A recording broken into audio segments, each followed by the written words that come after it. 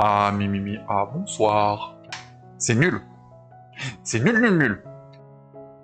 Ouah, l'autre. Bonjour tout le monde. Bonjour YouTube. Aujourd'hui, on se retrouve pour une vidéo que j'ai réalisée à partir d'un live.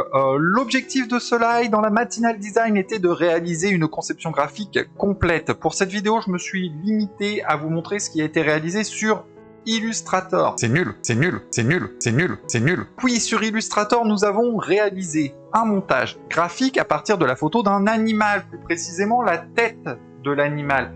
Moi, j'ai pris le mien, mon Akita, Okiogo, qui est vraiment un sympathique Akita Inu, très sociable et super, mais je vais pas vous en parler aujourd'hui, on n'est pas là pour ça.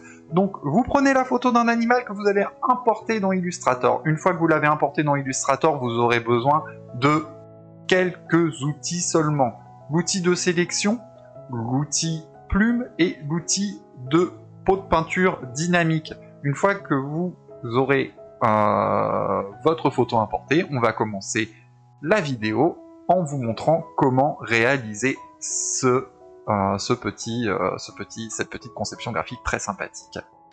Surtout, n'hésitez pas à suivre ma chaîne sur Twitch, à me rejoindre sur Discord, ou tout simplement à aller visiter mon site, cales.live, sur lequel vous trouverez beaucoup d'informations. Allez, je vous abandonne. Bon visionnage. Voilà, c'est celui-ci qu'on va chercher à obtenir. Donc on va chercher à obtenir ce genre de graphisme. Plutôt sympa. Voilà. Donc, c'est parti. Avec notre outil plume, on va commencer par faire un détourage, mais un détourage par moitié de notre animal. Donc, alors, on est sur du gris, c'est pas terrible comme couleur du calque. On va plutôt mettre quelque chose qui se voit bien à l'écran, un vert. Là, c'est la porte ouverte à toutes les fenêtres. Allez, va pour un rouge. Mais n'importe quoi! Donc, on s'assure bien d'avoir aucun fond de couleur, pour pas que ça recouvre notre zone. Voilà. Donc on continue ici, donc on va tracer les traits principaux.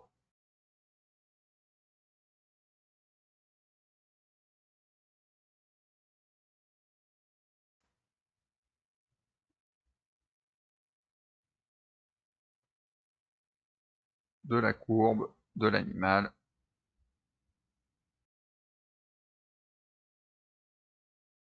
En oubliant bien sûr volontairement les détails. Je suis allé un chouïa trop loin puisqu'on va travailler que sur une moitié pour le coup. Qu'on doublera par la suite. Donc,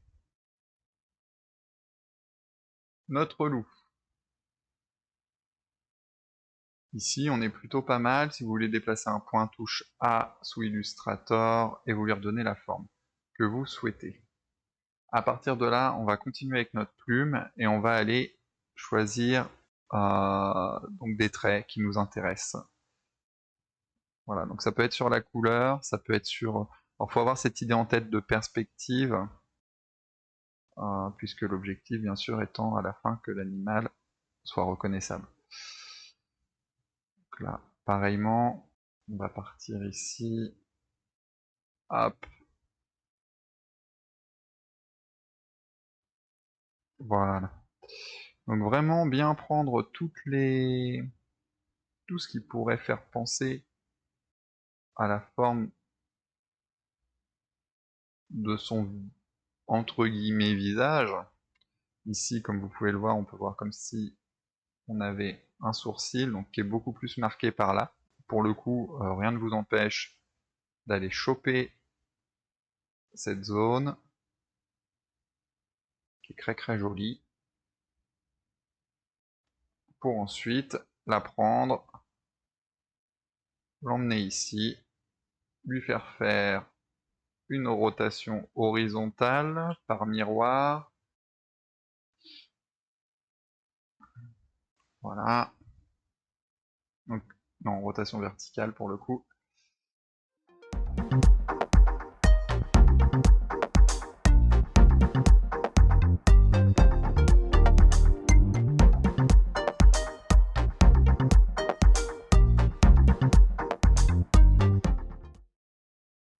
Et volontairement ici, je vais pas suivre la courbe, je vais donner une perspective, puisqu'après on va travailler sur un ensemble de couleurs assez fin.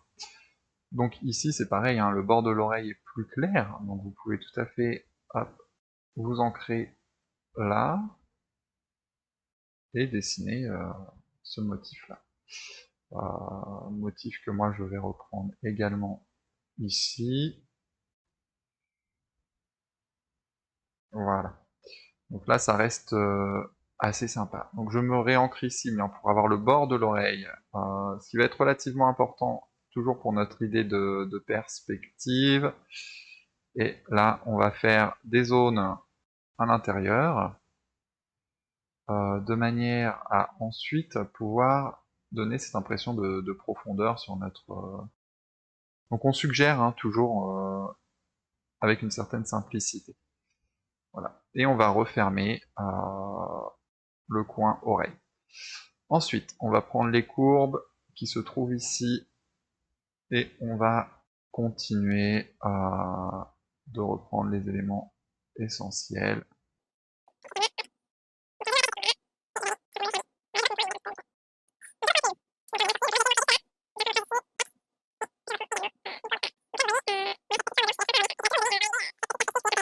On s'attaque ensuite au museau, donc on redessine le museau. Donc là vraiment, vous amusez pas à faire les trous de nez, hein, ça sert à rien.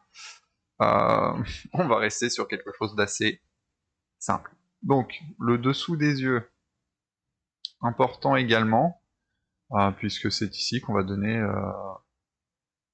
une forme un peu plus animale à notre dessin. Donc là vous voyez, on est toujours sur la gueule, sur la perspective du museau. Donc important encore une fois de la mettre en exergue.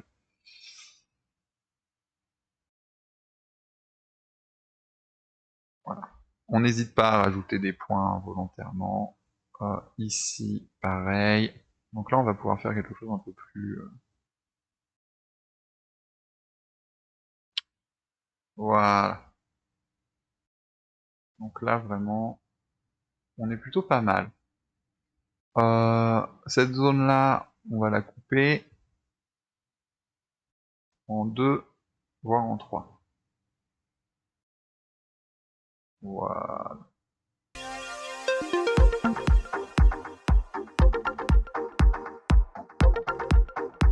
Nous avons réalisé ce dessin-là.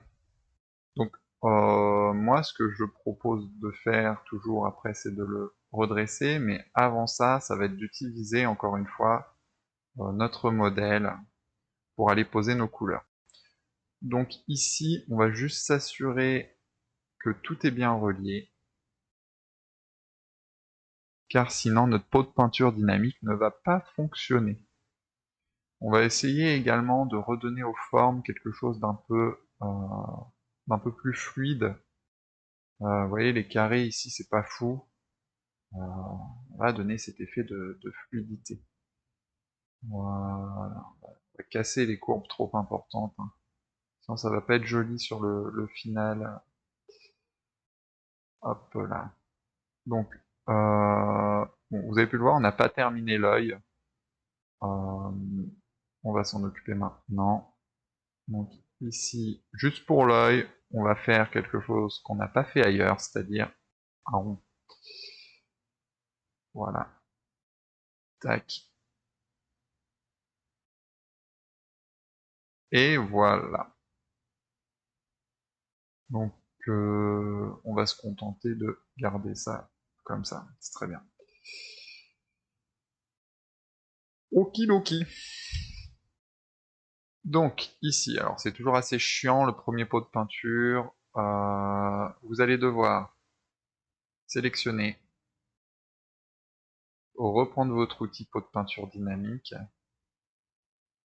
On va créer tout d'abord. Donc vous voyez déjà cette zone, elle est à revoir puisque elle me prend à la fois le museau et cet endroit. Ça, c'est ce que je ne veux pas.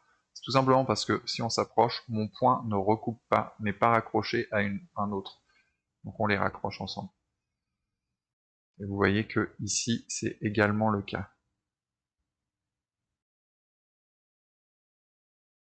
Voilà. Nous ce qu'on veut c'est que les points aillent ensemble. Donc, repos de peinture dynamique, et voilà, la zone cette fois est bien scindée en deux. On va aller faire le choix de notre couleur, donc ici on va se mettre sur noir, pas de contour, donc vraiment dans votre nuancier vous pouvez choisir ça. Ensuite on va aller chercher la table qui nous intéresse, c'est-à-dire un dégradé d'ombre. Mais n'importe quoi! Ce camailleux de couleurs va nous permettre d'appliquer différentes couleurs. Alors, moi je l'ai fait en noir, après vous n'êtes pas obligé de le faire en noir, si vous voulez avoir quelque chose d'un peu plus sympathique, enfin, je dis pas que le noir c'est pas sympathique, hein, mais vous pouvez très bien le faire dans une couleur qui vous plaît à vous.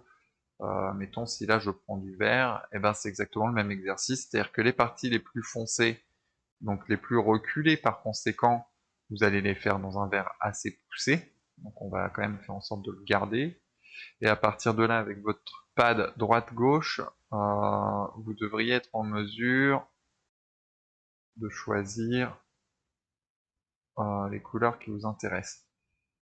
Je sais pas pourquoi il me fait ça, on va faire simple, voilà. Je vais emmener mon truc ici, et je vais choisir mes couleurs, puisque de toute façon, il n'a pas l'intention de me le faire proprement.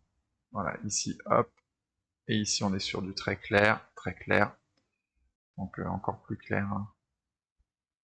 Presque blanc. Ici on est sur du blanc en effet. Hop, je repasse sur mes tons de vert. Ah non, j'ai du blanc à mettre là. En zone blanche, j'ai également celle-ci. Donc vous voyez cette zone là, faut la couper. Clairement, on a deux tons de couleurs différents. Il va falloir que je la scinde à la plume.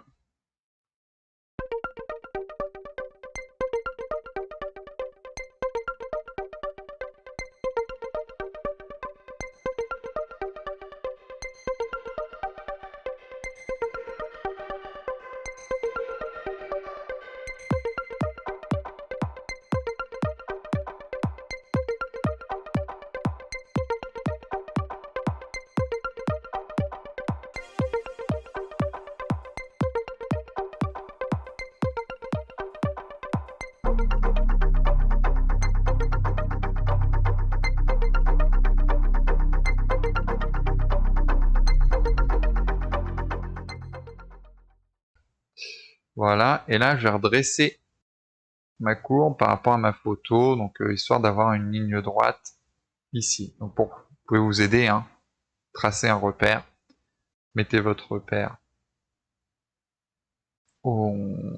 juste ici, sur ce repère, vous vous placez pour avoir quelque chose de droit. Voilà, donc là vraiment on est pas mal. On va dupliquer la forme, donc Alt, Maj pour rester droit, Alt pour dupliquer, et cette forme on va utiliser l'outil miroir pour la retourner.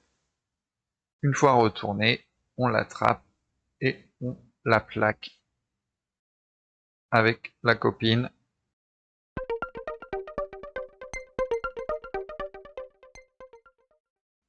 Hop, je vais retirer le repère et je vais aller soigner les finitions donc de jonction.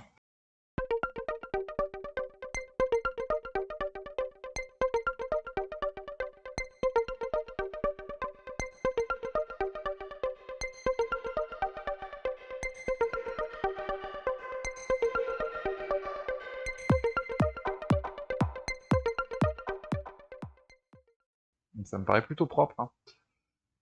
Je vais juste retoucher ça. Voilà.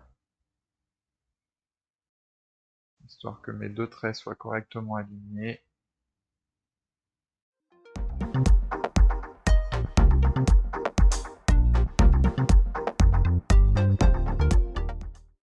Et voilà notre résultat, donc par rapport à ce qu'on avait fait, ce que je vous avais préparé hier soir, vous pouvez voir que on n'est pas si loin. Et me revoilà, je vous remercie tous d'avoir suivi cette vidéo. Si ça vous a plu, je le répète, abonnez-vous à la chaîne, et bien sûr, on se retrouve dans la partie 2 pour l'animation de nos modèles sous After Effects.